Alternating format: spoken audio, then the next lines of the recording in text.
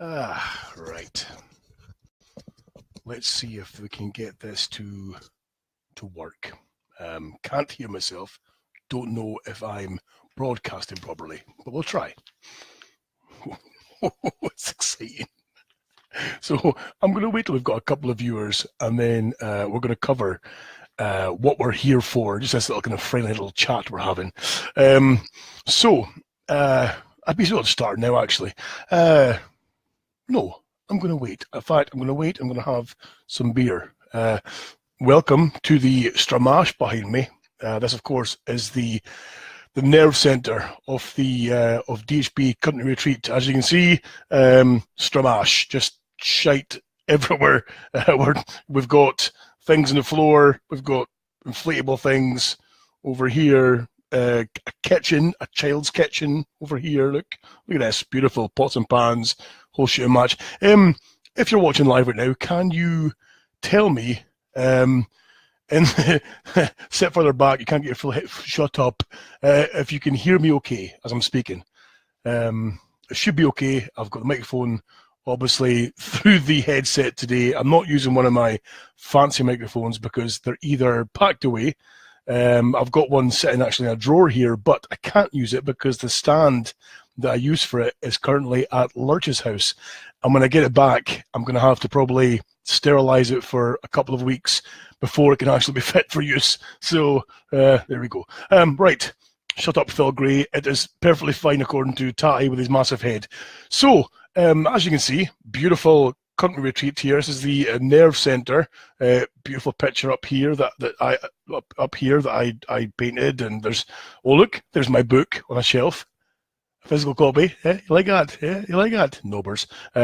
Things and stuff, rainbows and kids stuff over here. Basically, it's just all kid stuff in here. That's all the fucking everything kid stuff. So, listen, the reason why we're doing this broadcast is because today there was a very exciting development in the world of print media.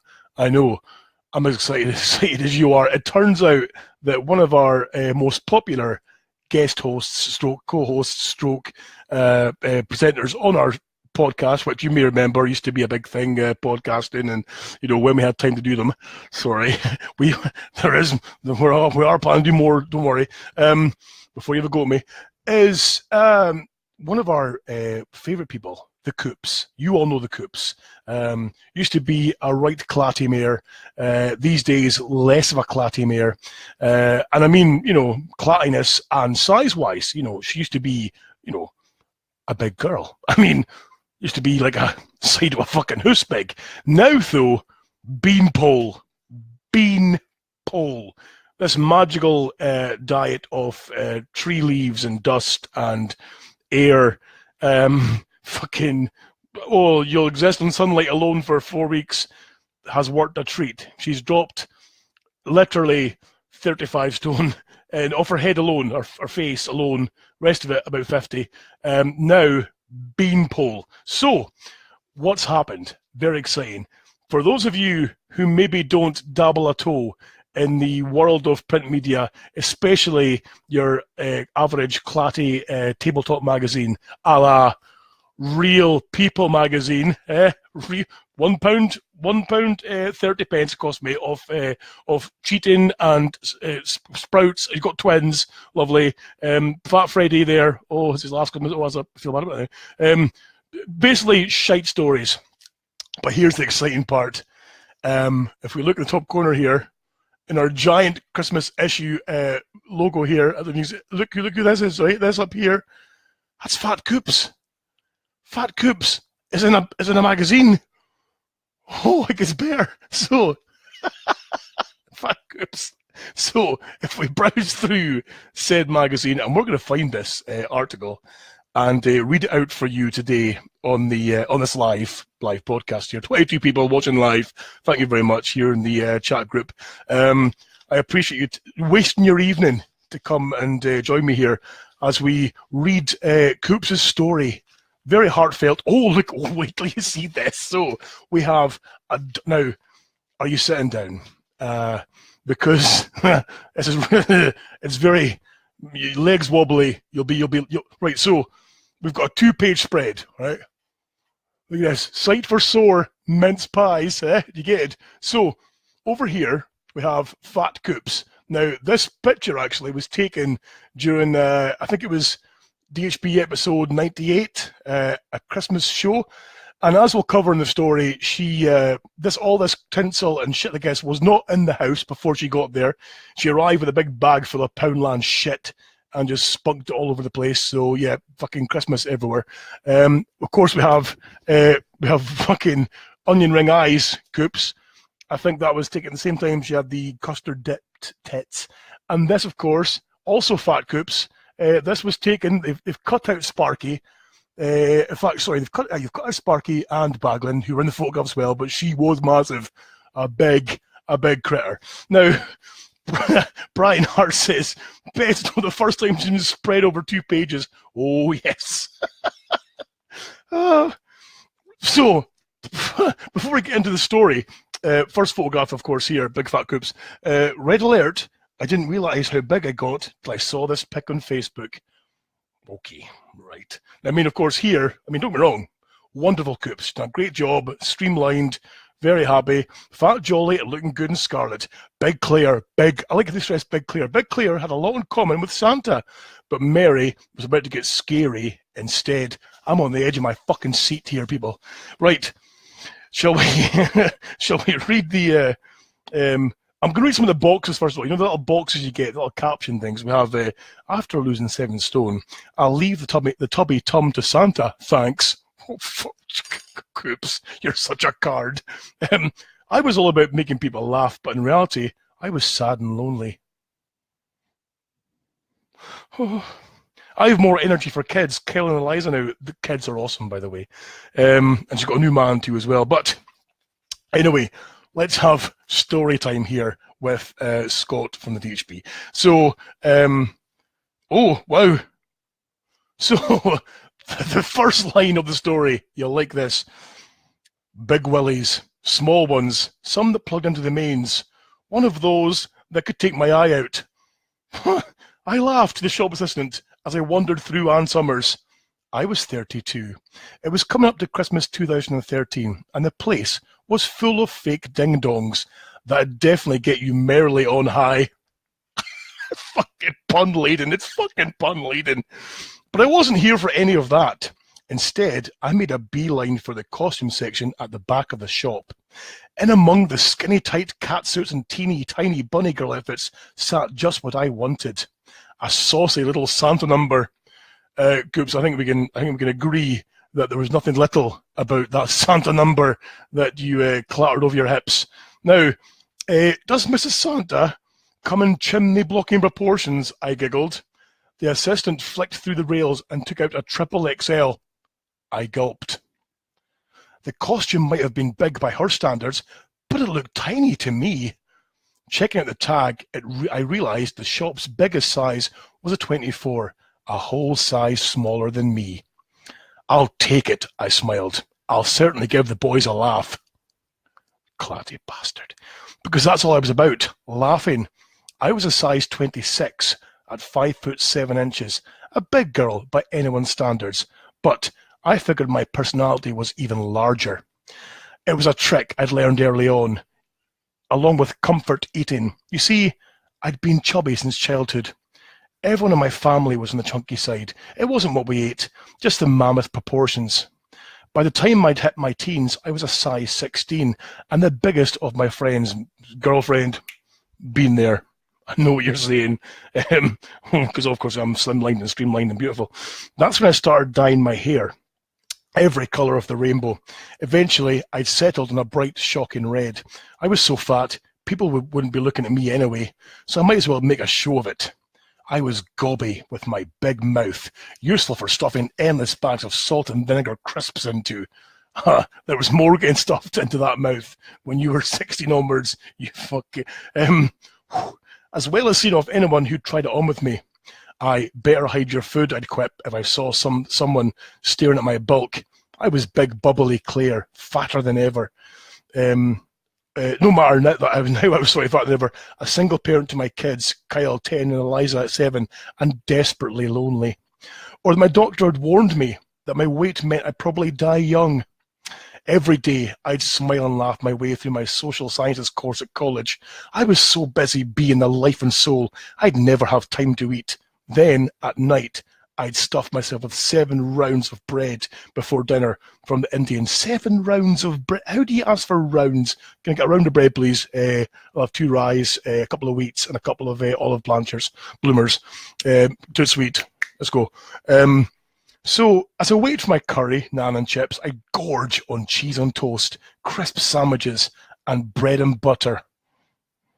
I'd gobble it all down with 10 litres of cola and Coke. That's when I wouldn't be quite as so fun anymore. I'd feel sick, lonely, and desperate.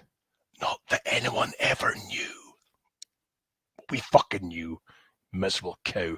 A few days after buying the sexy Santa outfit, I nipped round to my mate Scott's house. That's me. With it stuffed in amongst a bag full of Poundland Crimbo decorations. Merry Christmas, I cackled. When he opened the door, Scott's face fell. You see, Scott, 36.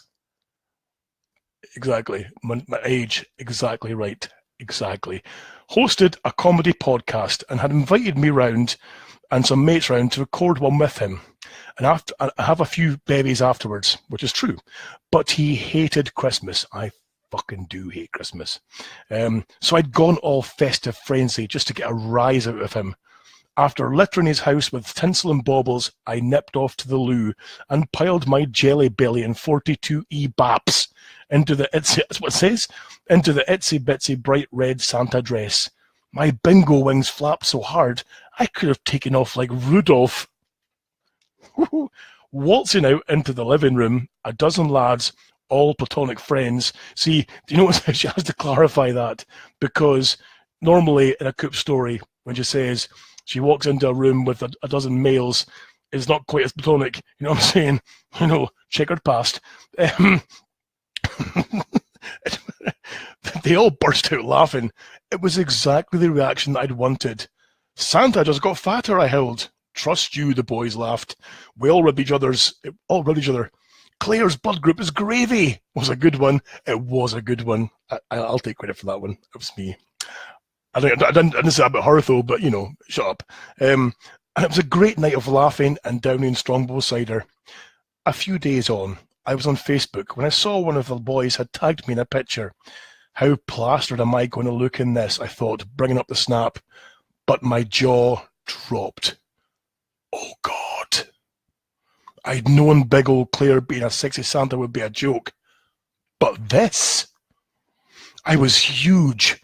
My double chin went on for miles. I had more fleshy breast on show than a turkey, and my belly was rounder than a Christmas pud.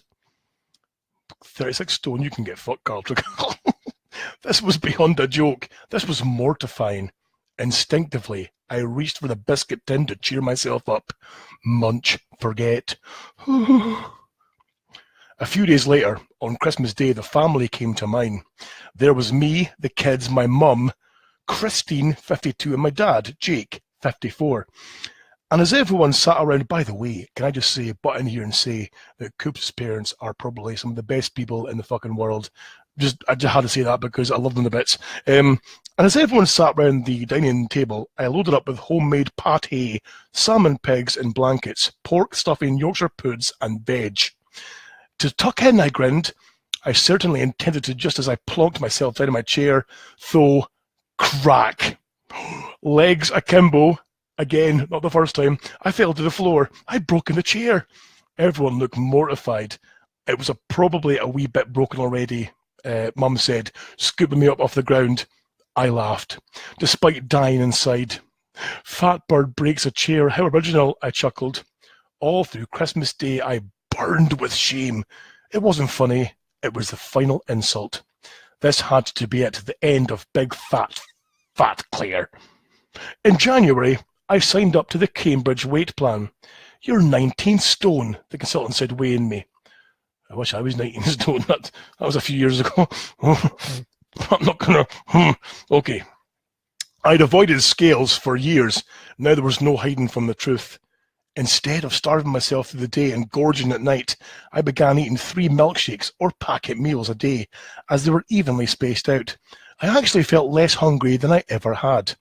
In my first week, I lost a whole stone through poops. It doesn't say that though, but I imagine she was going off like a fucking garden sprinkler, just jobbies winging all over the bathroom.